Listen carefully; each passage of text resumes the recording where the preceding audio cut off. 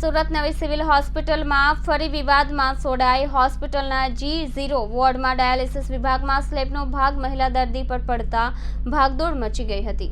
Civil હોસ્પિટલમાં ground floor પર આવેલા ડાયાલિસિસ વિભાગમાં આજે વહેલી સવારે ફોલ્ટ સીલિંગ તૂટી પડ્યું હતું. ડાયાલિસિસની સારવાર લઈ રહેલી મહિલા પર સ્લેબનો ભાગ પડતા ભાગદોડ મચી ગઈ હતી. જો કે આ ઘટના બાદ ત્યાં ડાયાલિસિસ માટે દાખલ દર્દીઓ તેમજ સારવાર આપતા તબીબીઓ સહિતના કર્મચારીઓ ભયભીત થઈ ગયા છે. ગમે ત્યારે ફોલ સીલિંગની અન્ય ભાગ તૂટી પડે તેવી શક્યતાઓ હોય અને કર્મચારીઓ વોર્ડમાં કામગીરી કરતા પણ ડરી રહ્યા છે. ત્યારે અવારનવાર સિવિલ હોસ્પિટલના સ્લેબના પોપડા પાડવાની ઘટનાઓ બની રહી છે.